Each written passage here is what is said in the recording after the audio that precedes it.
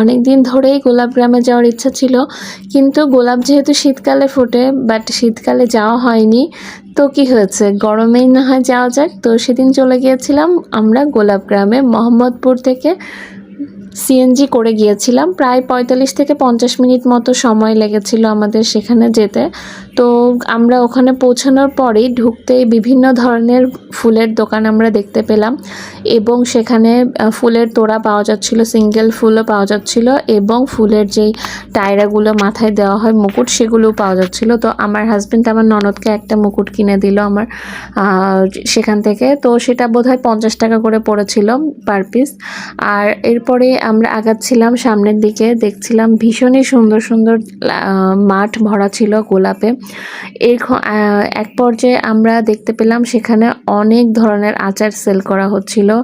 আচারগুলো বেশ ভালোই লাগছিল দেখতে। আর তার পাশেই বিভিন্ন ভাজা পোড়া একজন বিক্রি করছিল। তো তার পাশে ছিল গোলা আইসক্রিম, যে গোলা আইসক্রিম সেটা বিক্রি করা হচ্ছিল, এবং অনেকেই ওখানে গোলাপ ফুলের তোড়া প্লাস সিঙ্গেল গোলাপ সেগুলো বিক্রি করছিলেন। আর আমার কাছে তো খুবই ভালো লাগছিল এত তাজা তাজা গোলাপ ফুল দেখে। আর এইভাবে যে সামনাসামনি গোলাপ চাষ দেখব, এটা আসলে অনেক দিনের একটা স্বপ্ন ছিল। যদিও এখন শীতকাল না, গরমকালে গোলাপের ফলনটা কম হয়, তবুও আমার কাছে ভীষণই ভালো লাগছিল সেখানে গিয়ে। এই তো আমার ছেলে সারতাজ, মাশাআল্লাহ বলবেন অবশ্যই সবাই।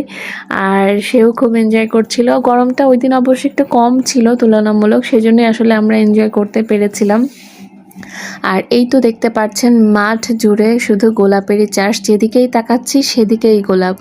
আমরা এখানে একটা গোলাপ বাগানে ঢুকলাম। এখানে পার পারসন ৫০ টাকা করে নিচ্ছিলেন তারা একটা বাগানে ঢুকে কিছুক্ষণের জন্য ফটোশ্যুট করার জন্য।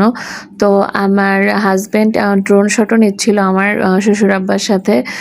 আর দেখতেই পাচ্ছেন যে এখানকার তাজা তাজা গোলাপগুলো দেখতে কতটা সুন্দর লাগছে। মাশাআল্লাহ, আল্লাহর কি অশেষ সৃষ্টি এই গোলাপগুলো। আমার তো পছন্দের ফুলের মধ্যে গোলাপ খুবই একটা পছন্দের ফুল।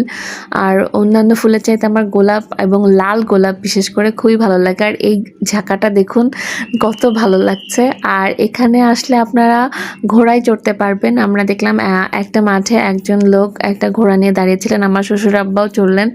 আমার শ্বশুর আব্বাকে তো ভীষণই হ্যান্ডসাম লাগছিল এই ঘোড়াতে চড়ে, একদম ওয়েস্টার্ন মুভির হিরোগুলোর মতো লাগছিল। তার তো ভীষণই শখ ছিল অনেক দিনের ঘোড়ায় চড়বে। তো এখানে আমার ছেলেও ঘোড়ায় চড়লো, যদিও সে চড়তে চাচ্ছিল না। আমি আর আমার শ্বশুর জোর করে ওকে তুলেছি এই ঘোড়াটাতে। সে একটু ভয় পাচ্ছিল, কিন্তু আমি চাচ্ছিলাম যে ওর ভয়টা কাটুক, যাতে ও নেক্সট টাইম এই ঘোড়াতে চড়লে না ভয় পায়। তো